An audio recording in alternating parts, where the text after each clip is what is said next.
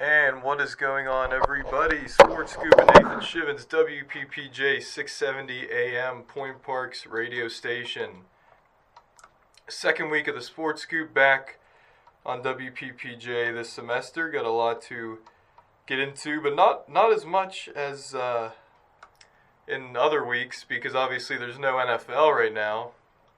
After the Super Bowl, the NBA is at its All-Star break.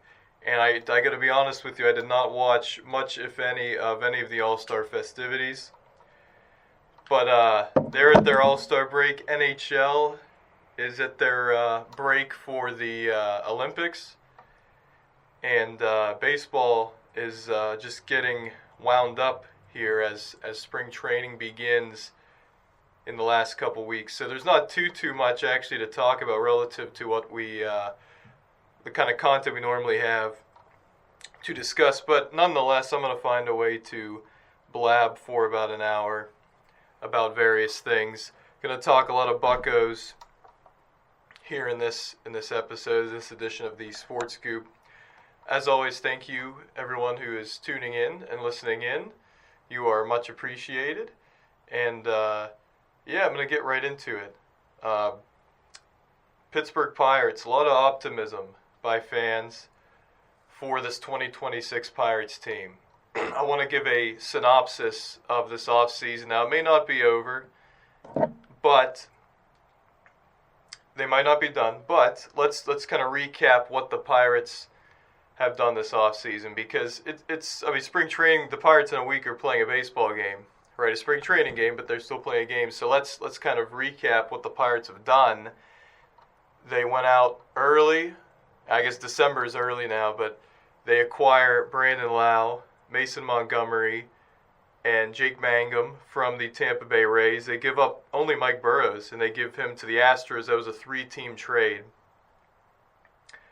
And that was a great move to kind of start a series of moves for the Pirates this offseason, because obviously we heard, and I really didn't buy it until I'd see it, that the Pirates would be active in the offseason at acquiring hitting talent and acquiring hitters to supplement a league worst offense.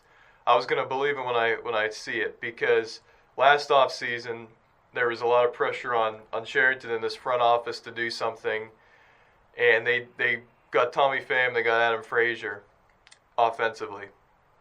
So off the bat, the Brandon Lau acquisition. And Jake Mangum, who's a really solid hitter. He's not going to provide much power, but he's a really tough at bat. He's a pesky hitter.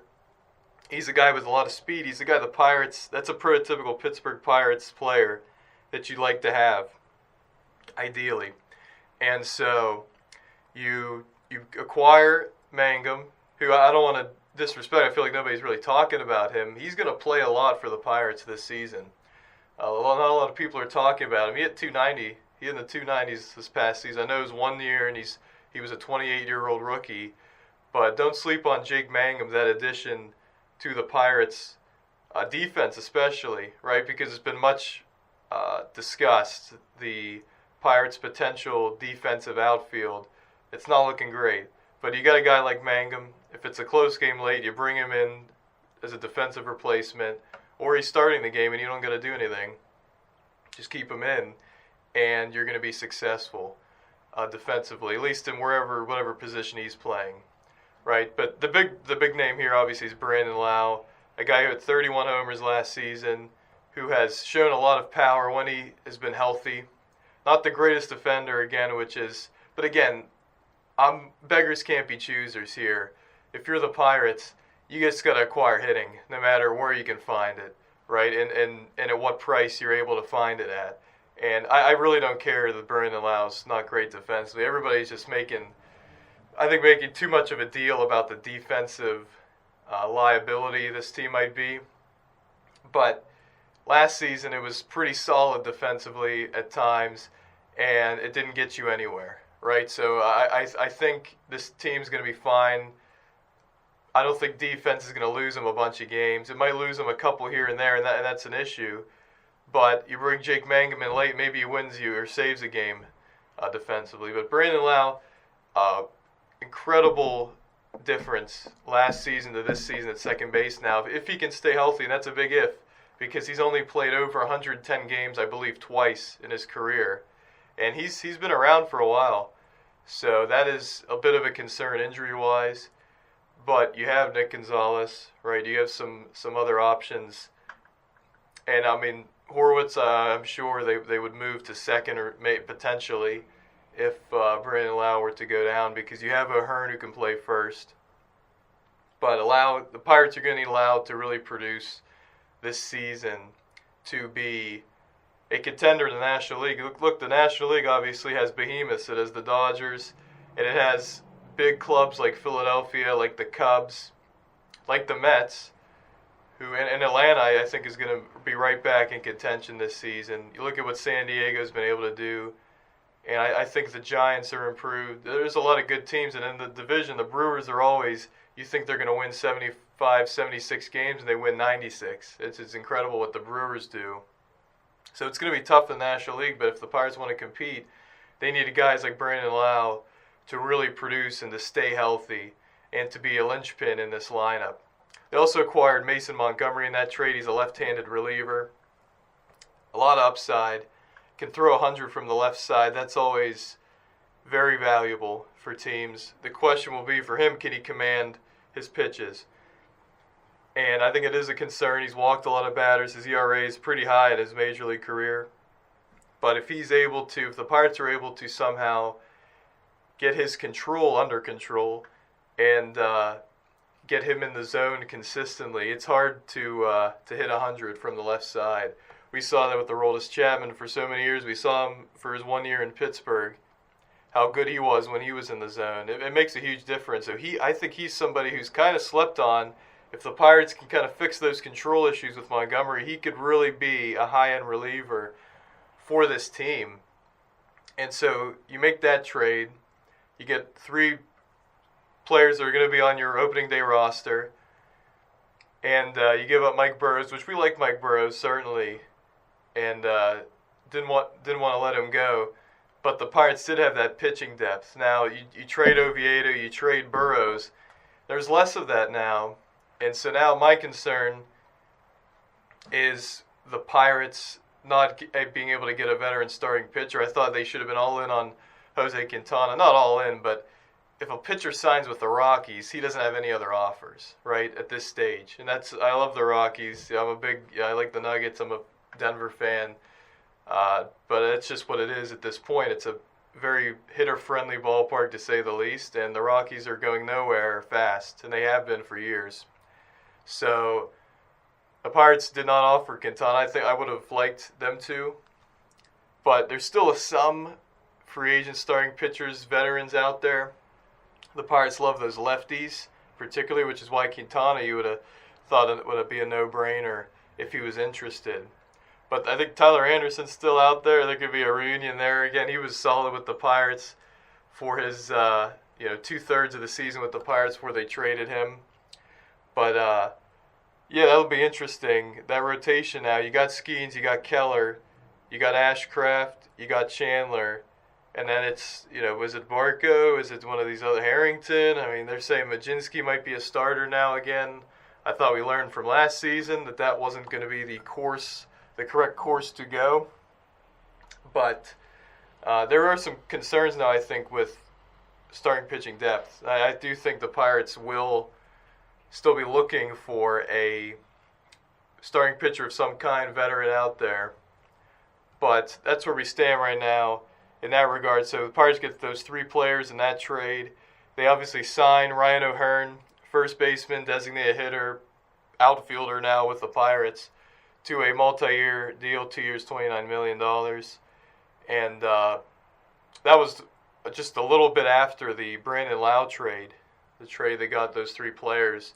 And I thought it was a really nice move. He was an all-star last season, but he was kind of a replacement and everything, and he's a good hitter. He's a good hitter. He's made huge strides from when he was in Kansas City. In Baltimore, he was a completely different player. You're looking at him to just bring consistent at-bats, show some power.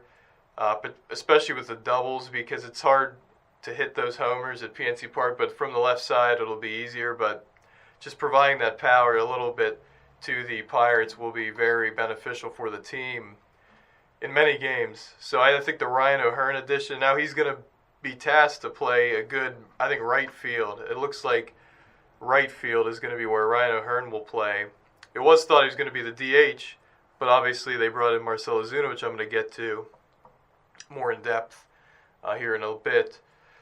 But the Pirates, yeah, they bring in Ryan O'Hearn. He's going to play right because I saw that the defensive alignment in spring training, they were practicing at Reynolds in left, O'Hearn in right, Cruz in center. So I heard the Pirates would be more willing or would like more to move Reynolds to left field and have O'Hearn in right if they could get their preference. So that's probably where Ryan O'Hearn's going to play. He's going to be tasked with a lot of responsibility, but not as much as Reynolds now if Reynolds is moving to left, because they say that left field at PNC is like center field and other places. It's just very cavernous. There's a lot of space. Obviously, there's that alley in left center that goes way back. So that is going to be, and that's why there's concern, right? Defensively, Reynolds does not have the greatest range, and O'Hearn obviously doesn't have too much experience in the outfield. Now, right field's easier to play. That's why they moved Reynolds to right field last season, because it was easier to play. There's less room that you got to move around and cover. And but now Reynolds is probably going to go back to left, so O'Hearn could be in right. So that was a good signing. Really like that signing. This is a guy that's proven it for several years now. Wasn't a last year All-Star kind of potential fluke. I think he's figured things out, and he can hit lefties. He's a lefty hitter, but he can hit lefties. He can hold his own, which is something that you appreciate from a hitter on the left side. So the Pirates also, then they signed left-handed reliever Gregory Soto, who can also really throw the baseball. Upper 90s, can reach 100. He was an all-star closer for Detroit several years ago. He's been pretty average for several seasons now, mainly with Philadelphia. And the stuff is all there. Again, kind of like with Montgomery, it's can he control his pitches enough? Can he control that fastball and make hitters real uncomfortable? And that'll be a question, right? But you know what you're going to get at the worst, because that's been what he's been, kind of a 4 ERA guy. It's going to have a bunch of strikeouts, but might walk some guys. So that's what Gregory Soto brings, and he's a veteran guy for a bullpen that has some young guys, right? Majinski's still on the younger side. Kyle Nicholas, Isaac Madsen's not young, but in terms of Major League Baseball experience, he is young. And some of those young pitchers, like Hunter Barco, Thomas Harrington, some of those guys who don't make the rotation are going to be in the bullpen, or might be in AAA to start the season, but could see time in the bullpen. So you want that veteran leadership, and you get that in Gregory Soto. And they paid a decent amount for Soto. Showed how much they valued him. And I'm going to get to the bullpen in a little bit, but I don't hate it. I really don't hate the bullpen. People are saying we like to see maybe another move, but I think people are forgetting about Isaac Madsen and the year he had, Dennis Santana. It's been multiple years of really good pitching. You know what you're going to get from Gregory Soto. What if Mason Montgomery puts it all together, right? Then you're really starting to have a solid, if not really solid, bullpen. So that's the Pirates added Gregory Soto and didn't do too much for a little while. They added Jose Urquidy just a little bit ago to a 1 year, like $1.5 million contract. He'll be rotation depth, and he's had some good seasons if he can stay healthy. He's just been hurt the past several seasons. But you bring in Urquidy, you bring in a guy like Mike Clevenger on a minor league deal for more depth, and he's at his best. He's been really good, but he hasn't been good, and he hasn't been on the field for different reasons. Some of them not so pleasant, which is kind of a theme with the Pirates, whether you like it or not. That's what it is. Bringing in some of these guys that maybe have a history of potential criminal activity, but with Ozuna and Clevenger, but that's what it is. So anyway, Clevenger gets brought in as a minor league deal for depth, and we'll see where that ends up. But the big signing recently was the Marcell Ozuna signing, and some could argue it caused more problems than solutions for this Pirates team. I would disagree with that, but now he's going to be your full-time DH, right? He's going to be the guy at designated hitter for most days. And I'm going to get to the McCutchen part of this because that signing Marcell Ozuna all but puts the Pirates out of re-signing Andrew McCutchen. But Ozuna, he provides power, he provides a good at-bat, he walks a ton. His numbers dipped last season, but then again, every Atlanta Brave, offensively, their numbers dipped. So, not sure what to make of that. He is getting older, the bat speed was slower. I talked about that last week. So that is a concern. But if he can be half of what he was kind of in between last season and 2024 when he hit 39 homers and had a crazy OPS, then he could be a real difference maker for this Pirates lineup. The question will be, can he replicate that in any sort of way, or is what last season was the start of a decline as you get older? And so we'll have to see. We're obviously hoping for the former. Hopefully he can be a guy that hits 27, 28 homers, drives in 85 runs, it provides good at-bats, gets on base. Because he doesn't have the speed. He's not going to provide anything defensively. So you're going to need him to produce at the plate for this deal to work, especially since now the Pirates are forced into an outfield that's not going to be great defensively. I'm not going to sugarcoat it. It's not going to be great defensively. But I don't think that's going to hinder this team as much as people are saying. I know it's a concern. I'm not denying that whatsoever. But I think it's not going to matter nearly as much as some people are arguing. Because like I said, they were pretty good defensively. Tommy Pham was excellent in left field last season. And Triolo and Hayes and everything. They were pretty solid defensively. And when Henry Davis was in, they were great defensively behind the plate. And they won 71 games, and they had the worst offense in baseball. So I'm willing to sacrifice defense, especially with the Paul Skeens, with the Jared Jones when he comes back, with the Mitch Keller. You'd like to, if you just make the routine plays. And what if O'Neal Cruz becomes a lot better defensively this season? He was training with Kevin Kiermaier, who's one of the best defensive outfielders you'll find in baseball.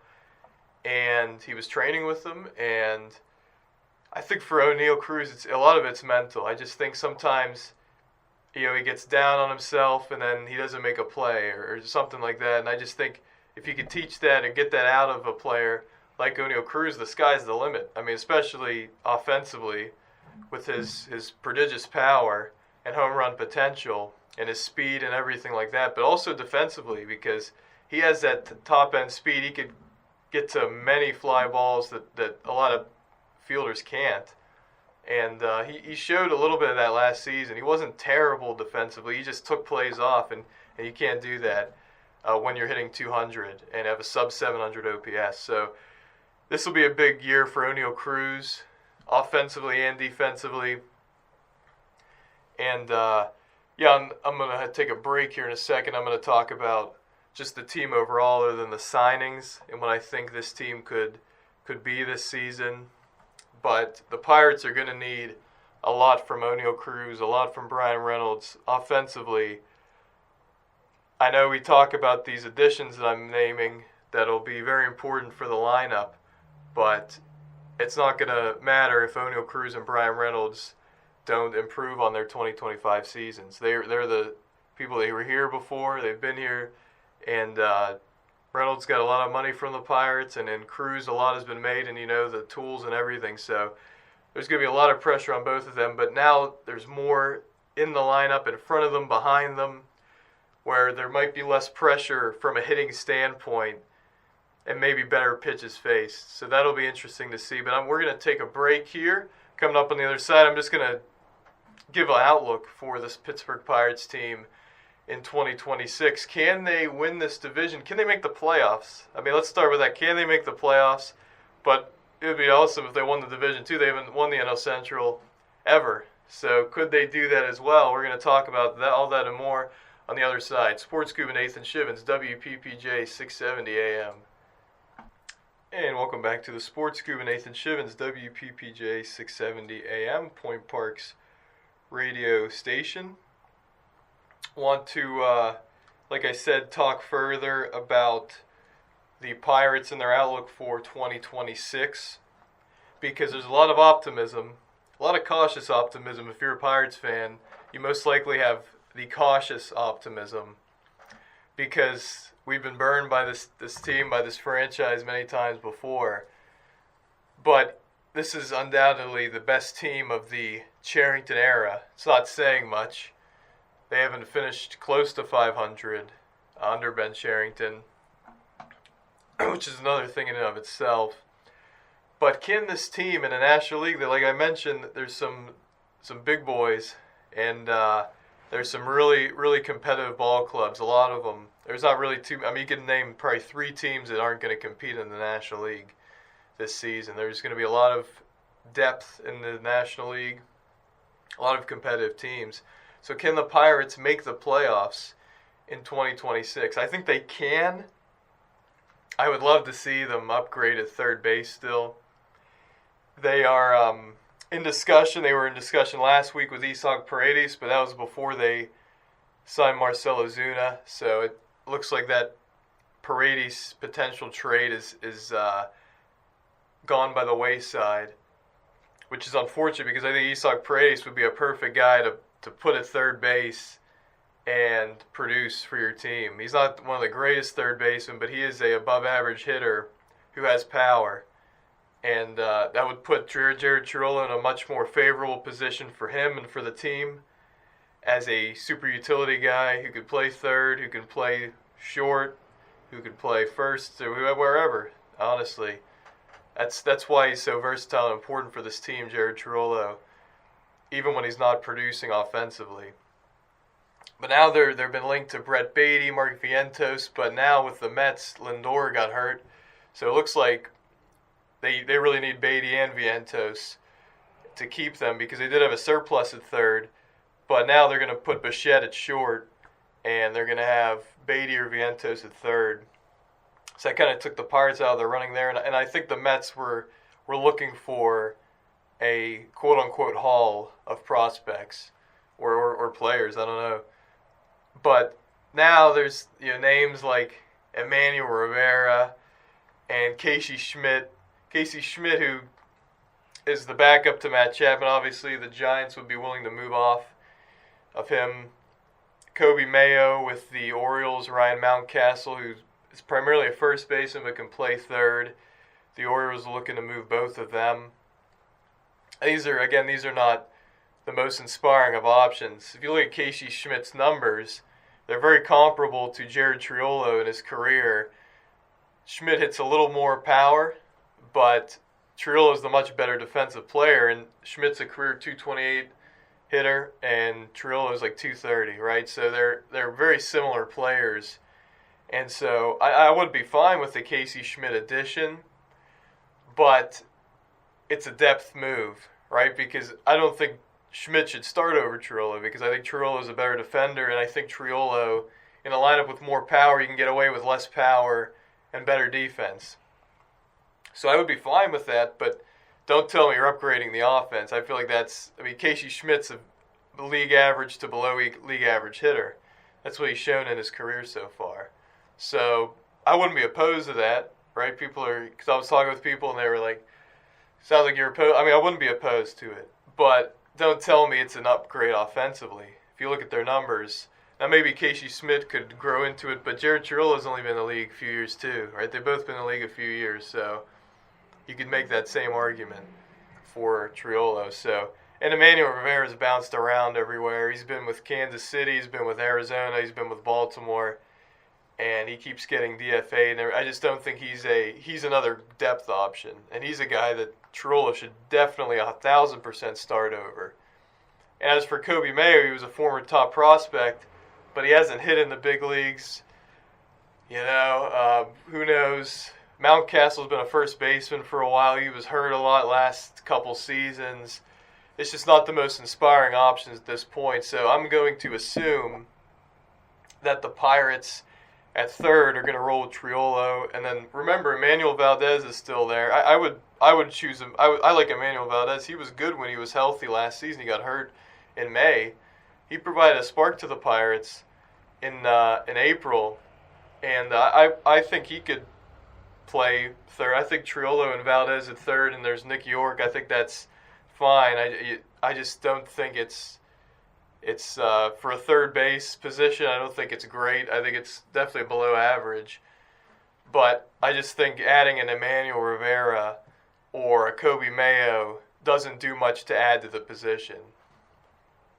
So, and Casey Schmidt's a righty, Rivera's a righty, Kobe Mayo's a righty, and Mountcastle's a righty. So they're all righty hitters, which the Pirates do need, but they're all righties. And so do the Pirates want to go with that? Who knows? With Triolo being a right-handed hitter.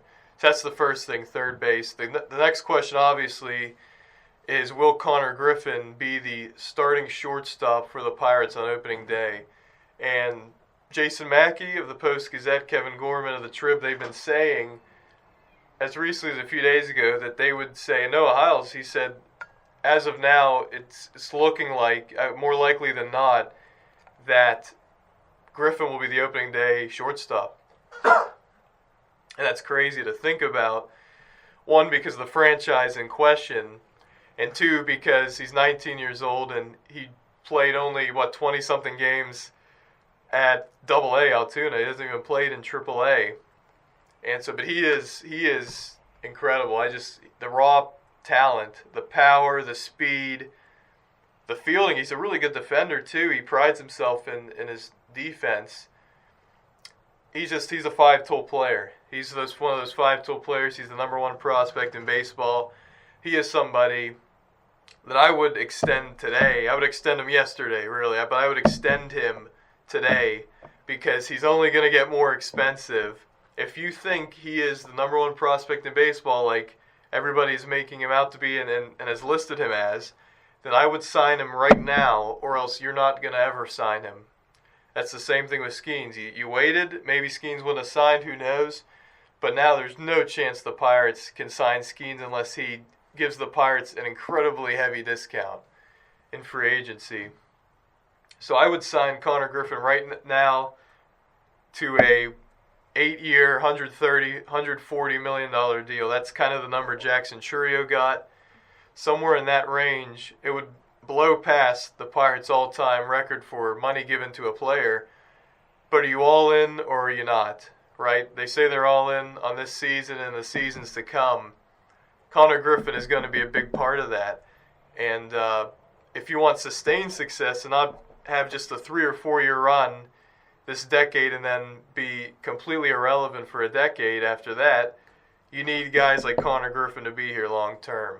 And so I would sign him right now to that extension. And I think if people are saying the floor is he's an all-star player, then there's almost no downside to that signing.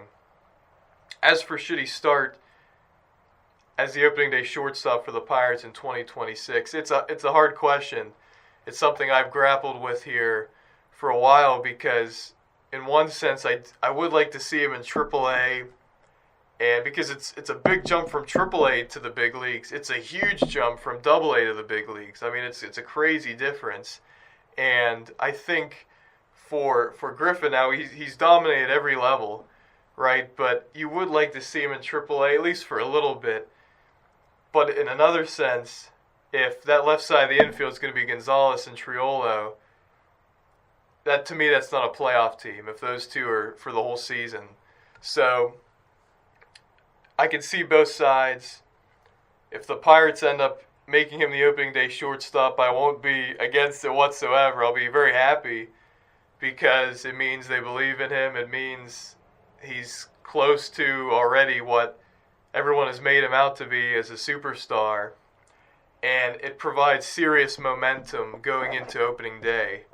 Whereas if they say we're going to send you down fans really won't be happy because you put that out there, because there have been reports that Connor Griffin could be on the opening day roster. Now, if you're the Pirates, if you don't have him on the opening day roster, the narrative is, oh, the same old Pirates, keeping a player down so this or that can't happen.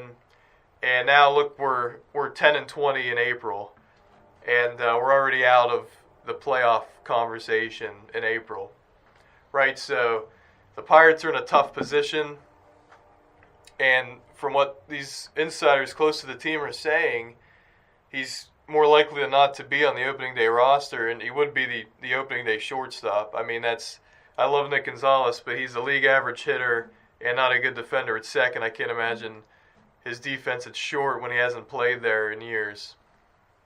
So it would immediately, it would really, really get this city going and believing that the Bucktober could be possible. There's a lot of Bucko fever going around right now.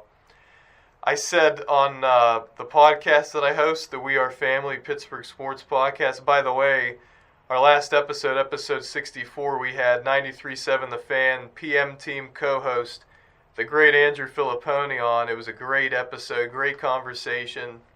We could have talked for 2 or 3 hours after, but it was about an hour interview with him. We just talked all things about Pony, how he got into sports, how he got to Pittsburgh, why he's still in Pittsburgh when maybe bigger opportunities elsewhere existed. And we talked a lot of Pirates, and he had a lot of great thoughts on the team.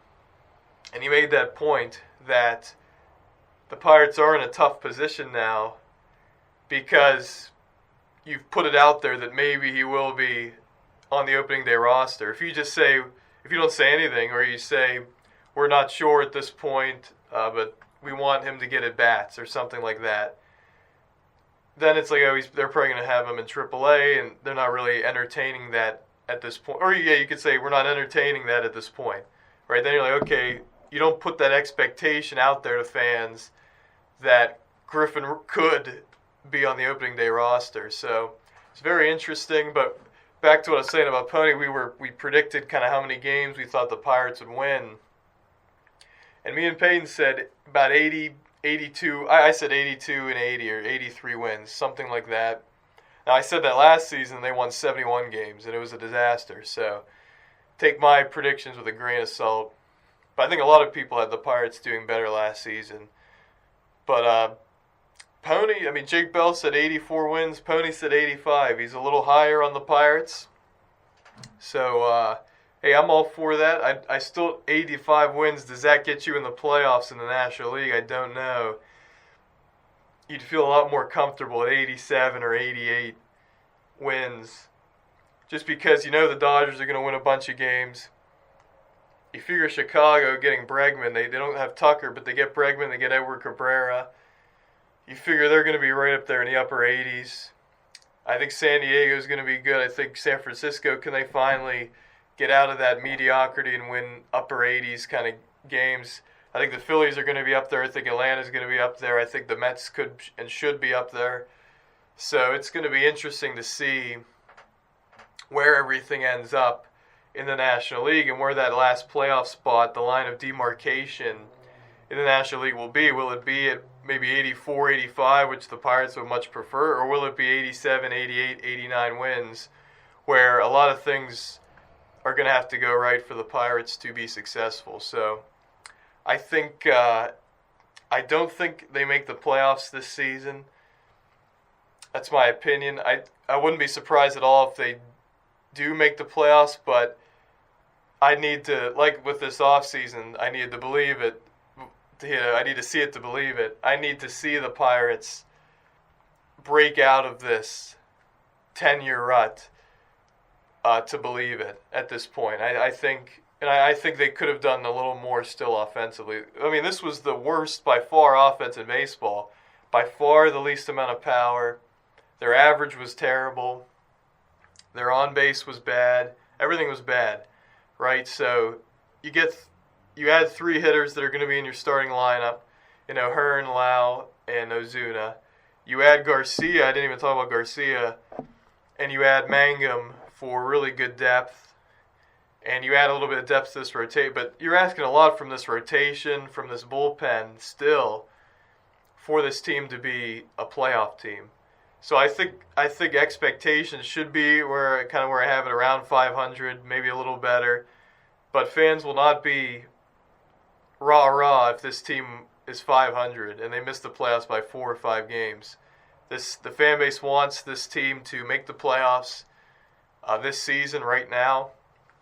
And so that'll be the expectation all season. And if they fall short, there's going to be continued pressure on the front office and ownership, especially if at the trade deadline, if they're right there and they're quiet at the trade deadline. They got to be aggressive at the trade deadline if they're anywhere within 3 games of a playoff spot, right? What do you got to lose? You have everything to gain if you're Cherington and this front office and ownership at this point. So that's where we're at with the Pirates. Again, rotation-wise, you love Schivins, right? We love Chandler. We love the talent that he has. He really put it together in September last season. Can he continue that? We like Ashcraft. Ashcraft was really good last season. I mean, way better than anybody even could have anticipated. He was tremendous. Can he replicate that? Or will hitters adjust to him? Right? Hitters are going to adjust to him. But can he adjust to them, to their adjustments to him? That'll be a question, certainly. And when is Jared Jones going to come back? And can he be that pitcher with Schivins and Chandler with that high-end talent at the top of a rotation? And Mitch Keller, I mean, he's really solid the whole season until you get past the All-Star break. You get August, September. He falls off a cliff, really, in every category. And the question will be, too, with the Pirates hopefully in a pennant chase or in a chase to make the playoffs at that time, can Keller maybe level up or just stay the course instead of kind of taking a nosedive when the games matter less and less, right? It's been excused because the Pirates have been nowhere near contention in August and September in years past. But this year, I assume, and I think it would be a correct assumption, that it will mean more. And there'll be more pressure on Mitch Keller to perform in post-All-Star break. And so, and you're looking at a Jose Urquidy, you're looking at maybe somebody the Pirates bring in to provide depth. You're looking at Majinski now. Maybe Majinski, new pitching coach, can be better in the rotation. I still like him as a reliever. He's been really good as a reliever. I just don't understand the appetite for the Pirates to move him back into the rotation. We saw what happened last season. It didn't go well. And then he was lights out in the bullpen in the second half of the season. I just don't understand the appeal to put a guy like Carter Majinski in the rotation other than we don't have enough guys. And if we don't have enough guys, that's on you guys, right, in the front office to be supplementing the roster properly so guys aren't playing out of position. But that's where I think the Pirates are going to be. Would I be stoked if they make the playoffs? Absolutely. I have a little bit of Bucko fever right now. But I think as of now they're going to just miss. But, hey, if they get a bat out of nowhere, I mean, that things can change for this team. But, yeah, talked a lot of Buccos, 40 minutes of Buccos. I'm going to end with some NBA discussion because we're at the All-Star break, second half of the season, things kicking into the gear. Who are some of the contenders and who are pretenders and what are the Milwaukee Bucks doing? I'm going to talk about all that and more on the other side. Sports Scuba Nathan Schivins, WPPJ 670 AM. And welcome back to the Sports Scuba Nathan Schivins, WPPJ 670 AM, Point Park's radio station. I want to dive into the National Basketball Association. Not really going to talk about the All-Star game. I really didn't get too many minutes of eyes on that. I heard it was better. From what I watched, it really wasn't. That was like the last game of the All-Star game. But I like the idea of the All-Star game, what they're doing now, better. But I want to talk about that dunk contest. I mean, I didn't even know that was going on. I completely forgot about it. I mean, it's just, they need to fix that. They really do. Because it's not, I mean, you got to have players that have name recognition. right? I love the G League guys. I love the opportunity they get and everything. But it's a lot of Carter Bryant, Kashad Johnson, and these guys that, Bryant's a rookie, and he could be good for the Spurs, but it's just a lot of guys. Richardson for Orlando, he's a solid player as a rookie, but they need to attract some veterans, some players with name recognition for the events. But I want to talk about where the NBA is at here as we turn our attention to the second half of the season and the playoffs. So in the East, Detroit's leading by a good margin. They've kind of kept a 5.5, 6-game lead in the East for a long time this season.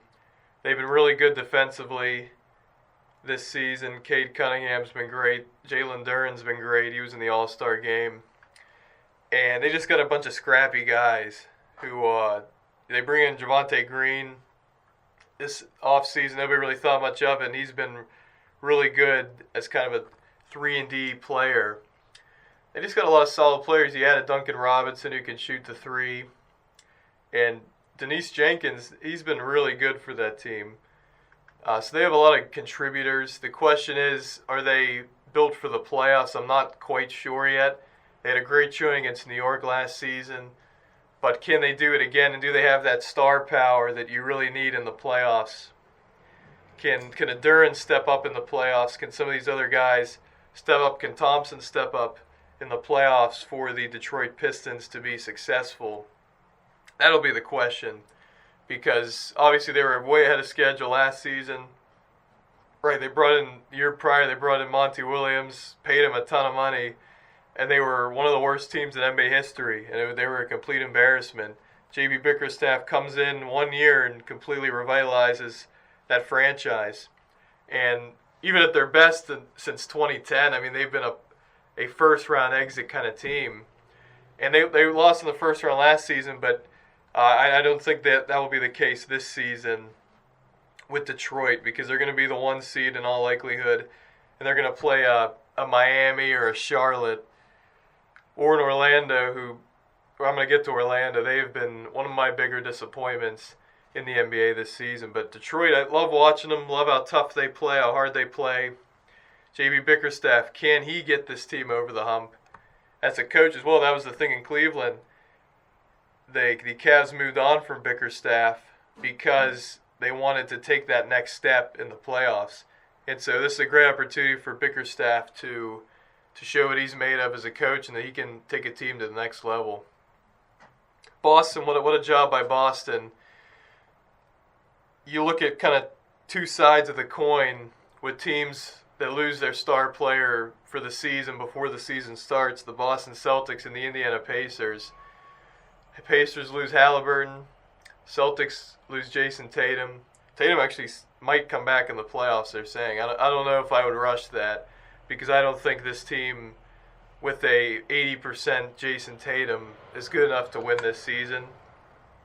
I think you just wait for next season. But what a job by the Celtics. Jaylen Brown's been great. Derek White's been great. Peyton Pritchard has really stepped up.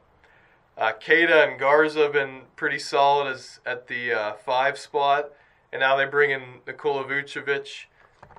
So they're better there. And they got a little more depth now. And, I like where they're at. I don't think they are going to make the Eastern Conference Finals. I would be really surprised if they did. But what a job by everybody involved with the Boston Celtics. Joe Mazzulla, he doesn't take days off, let alone a season off, for the Celtics to be bad or anything. He's a winner, and he wants to win. He's all about winning. And so what a job by the Celtics. They're currently second, although I ultimately think they're going to finish around 4th. I think the Knicks and the Cavs are probably going to jump them. The Knicks are a half game back. The Cavs are a game and a half back. But nonetheless, what a job by Boston this season. The Knicks, it's been up and down for New York this season. They've been on the up a lot recently. But they had a time where they're only 5 or 6 games over 500. Now they're 15. That's all happened in the last month or so. Brunson's been great. Cat has been great for the most part. He's had some big games late against Denver and against some other teams. That was a great effort. That was a great game, Nuggets and Knicks, a couple weeks ago, and they got some more depth. I like Landry Shamet coming off the bench. Obviously, Deuce McBride and Mitchell Robinson. There's a little bit more depth to this team, and obviously Jordan Clarkson there. They haven't been playing too much recently, but Jordan Clarkson's a winning player. He hasn't been on a lot of winning teams, especially in Utah, but he's a winning player, and he's a Sixth Man of the Year guy every year, and he's just a winning player, and he's a spark plug for your team. So I think the Knicks are better than last season. I like where they're at, and if it's not the Knicks in the Eastern Conference Finals, I think there would be a lot of criticism levied against Mike Brown and that team, because I think in the East, if you're the Knicks, you got to at the very least make the Eastern Conference Finals and really probably represent the East in the NBA Finals. With all the turmoil the Cavs have had this season, with no Jason Tatum in Boston, with no Tyrese Halliburton in Indiana, and with a young Detroit team, the Knicks and Knicks fans should say we got to make the Eastern Conference Finals and make the NBA Finals. Cavs, again, are very uneven for them, but even worse, they've just been dealing with just a ton of injuries. Darius Garland missed a bunch of time, and then he gets traded. You talk about Mobley, who's out for a while. Allen was out for a little bit. Strus has been out for the whole season. Sam Merrill missed a lot of time. Mitchell's been there all season. He's really done his thing, like you'd expect. But for the Cavs, it's just been Lonzo Ball was a disaster. He didn't make any shots. The Cavs at the trade deadline, they acquired Dennis Schroeder, they acquired Keon Ellis, they acquired James Harden. They're going all in the short term to try to win a championship and try to keep Donovan Mitchell in Cleveland, especially for next season when they, from all indications, are going to go all in on LeBron for his final season in the NBA. I like this Cavs team now, particularly in the regular season. I think they're going to finish either second or third ultimately in the East. Again, I think they're going to jump Boston. But I like what I'm seeing from James Harden right now in the regular season. The only question, I said this last week, the question with James Harden is, will he show up in the playoffs? And by all indications, he won't. Right? From years of sample size, he has not shown up in the biggest moments. Right? So he's not going to be asked to be a Donovan Mitchell number one for the Cavs, but can he, in a game when Mitchell's struggling, can he provide that boost offensively, get teammates involved? That'll be the question. But I really like the depth of the Cavs now. I think getting Schroeder, getting Keon Ellis was huge. I like their guard depth now. You look at Mobley and Allen, they're going to have to play up to their standards and even exceed them in the playoffs. Tyson, you're looking at Jalen Tyson. I think he could really do some things. He's had a great season for Cleveland. He was in the Rising Stars Challenge as well. So like what I'm seeing from Cleveland recently. They were hovering around 500 for the longest time, and now they've won 5 in a row, 9 of 10, and they're right there in the thick of the things in the Eastern Conference. Toronto, I mean, if they played anybody other than Boston, I think they're a first-round exit kind of team. I still think they need a little more star power. I like Brandon Ingram. I like Scotty Barnes. I like RJ Barrett. But I don't think they have the greatest depth either. So I think that's a concern for Toronto. They've kind of just played like 500 for a while now. But in Philadelphia, I mean, Paul George gets suspended. I just don't think this is a team that's going to compete, especially if Embiid gets hurt. If Embiid gets hurt again, you're really screwed if you're the Sixers. Orlando's been a disaster. Banchero has not taken that next step. Wagner has been hurt, and when he's been healthy, hasn't been up to the level he really needs to be for Orlando to be a contender. And they just haven't played. Bane and Banchero and Wagner haven't played well together. I like Anthony Black. He's really taken a step this season. I like Wendell Carter Jr. I like some of these guys. But I just think Orlando it hasn't clicked this season. They've they've been better offensively this season, but they're a great defensive team. They're about average, giving up 115 points a game. So they haven't been spectacular this season, which is a real disappointment for them. I thought they would be contending in the top 4 in the Eastern Conference, and they're sitting 7th and 5 games out of 4th. So Miami, what are you going to say? They're a play-in team like the last several years. What a job by Charlotte. I hope they make the play-in, so I think they will, certainly now with Chicago falling out of it, and Milwaukee's a disaster. In Atlanta, I don't know what they're doing. I don't know what Atlanta's doing, bringing in Kuminga at a position where they already have Jalen Johnson, they want to be the star for their team. But yeah, that's where it is. Then there's some bottom feeders. Brooklyn, it's been really bad. They can't score at all. Indiana's had the worst injury luck in the league. And Washington, they've shown signs of life at times, but they're still not a great team at all, to say the least. In the West, I'm just going to talk about Sacramento. They've been a disaster. They've lost 14 in a row now. Goodness gracious. Pelicans have been better recently, but they're bad. Utah's actively tanking. The league is fining them for pulling Markkanen, for pulling Jaren Jackson Jr. in the fourth quarter. Dallas, they've had so many injuries as well. Cooper Flagg's been a bright spot. Memphis, they're entering a rebuild. They traded Jaren Jackson. They couldn't trade John Morant. Nobody wanted him. But they're entering a rebuild. OKC is still the class of the Western Conference in the NBA until proven otherwise. They've had some ups and downs recently, but they haven't been healthy. And they're still 3 games up in the West. I think if they get the 1 seed, it's going to be really tough for any team to challenge them. We've seen San Antonio. I love what San Antonio's done this season. They've been able to have success against Oklahoma City, and we'll see if that will continue this season into the playoffs. But you look at Denver, I think Denver's going to be right there. They got Jokic back, and they've actually been worse with Jokic. Jokic has not been good up to his standards at this point relative to what we've seen. Houston, we'll see. I still think without Fred VanVleet, it's going to be tough for them. The Lakers are frauds. That's very obvious. They're an average team that's somehow 12 games over 500. I think Minnesota's better. I think Minnesota can challenge in the West. But things left to go their way. Phoenix has been a bright spot. I don't see them contending in the Western Conference, but they've been a bright spot. Golden State's done with this Jimmy Butler injury, unfortunately. Portland's a young up-and-coming team. If they make the play-in, that'll be a successful season. And the Clippers, they trade James Harden. They're not going to be a serious challenge, even though they've been really impressive. One of the best teams in basketball the last couple months. But that's where we are in the NBA. I'll talk a lot more about it as the season continues to unfold. But that's where we are with the NBA post-All-Star break.